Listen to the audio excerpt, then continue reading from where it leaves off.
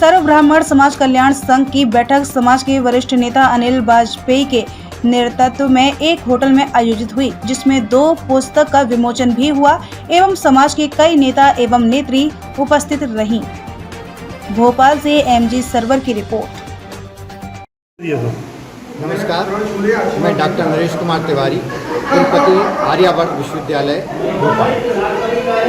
Sir, आज आपकी एक सर्व ब्राह्मण समाज की बैठक चल रही है। बड़ी महत्वपूर्ण बैठक है, गोपनीय बैठक हो रही है। इसका उद्देश्य क्या है सर?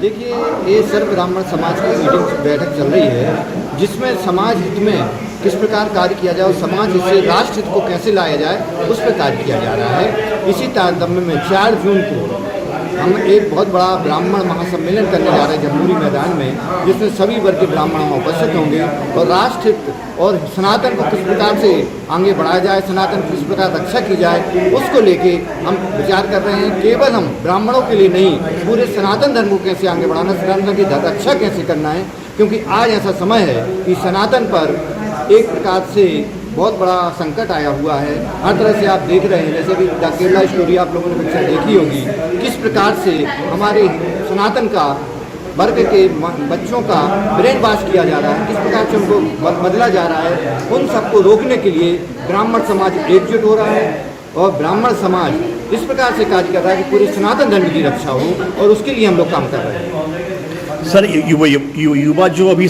धर्म से दूर है, उसको धर्म का कैसे आकर्षित करें? देखिए, जो युवा धर्म से दूर हैं, उसमें सबसे ज़्यादा यदि गलती है तो हमारी है, क्योंकि हमने युवाओं को धर्म का महत्व नहीं समझाया। इसी को लेकर हमने एक पुस्तक श्रीमद् भागवत गीता, जो आपको ये दिखाई दे रही है, अभी तक श्रीमद् भागवत गीता आप संस्कृत में पढ़ते थे या उसका हिंदी अनुवाद पढ़ते थे, वो किसी को समझ में नहीं आता। तो डॉक्टर प्रभाशंकर पांडे, जो भाटापारा के बहुत बड़े सांस्कृतिक विद्वान हैं, उन्होंने इस गीता का हिंदी श्लोक अनुवाद किया है।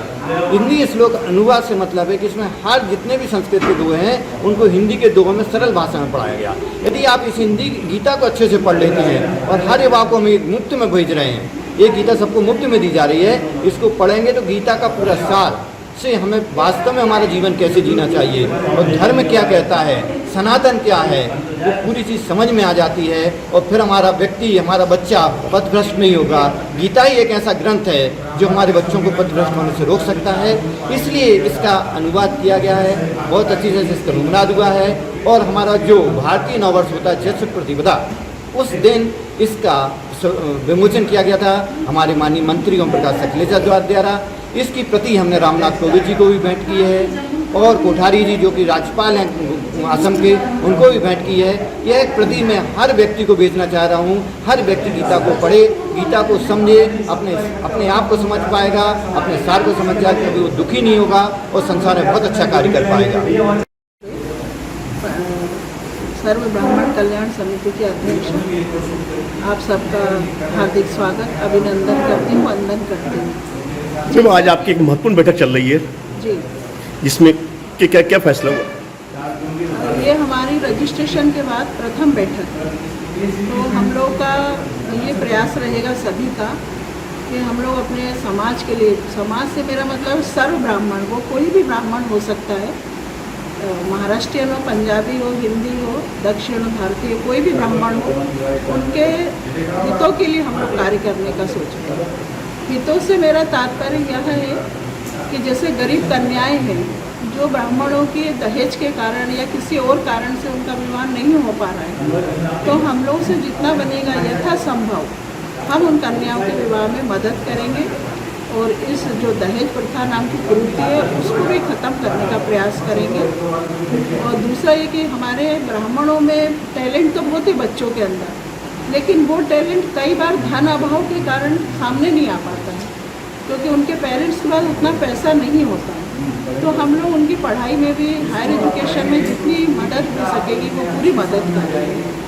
दूसरा एक और जो मेरा व्यक्तिगत वो है, इंटरेस्ट कहूँ मैं इसको, कि मैं सबसे पहले वृद्ध आश्रम में जाके कुछ करना चाहती हूँ। वो ब्राह्मण, जरूरी नहीं कि वो ब्राह्मण हो वृद्ध, वो कोई भी वृद्ध हो, वृद्ध आश्रम में, और ऐसे वृद्ध लोग जो मतलब छोटी छोटी खुशियों को तरस रहे हैं। आज उनके परिवार हैं, बड़ी बड़ी पोस्टों पे, बड़ी बड़ी गाड़ियों में घूम रहे हैं, लेकिन उनके पास सिर्फ समय नहीं है तो अपने माता पिता के लिए नहीं है। तो मैं वहाँ जाकर मैं जब भी मुझे मेरा मन करेगा मैं चाहूँगी अपनी टीम को लेकर जाऊँ और उनको अगर मैं कुछ दे नहीं सकती, मैं देने के लिए नहीं चाहूँगी, अगर मैं दूँगी तो सिर्फ उनको एक खुशी देने जाऊँगी, उनको हंसाने जाऊँगी।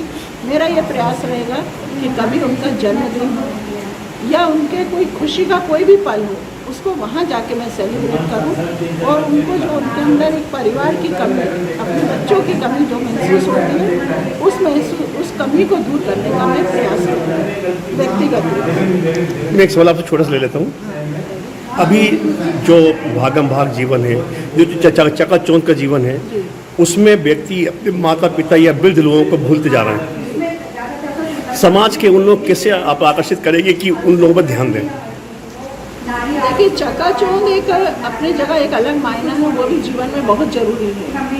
लोगों की भागदौड़ है वो धन कमाने के लिए, लेकिन धन कमाने के पीछे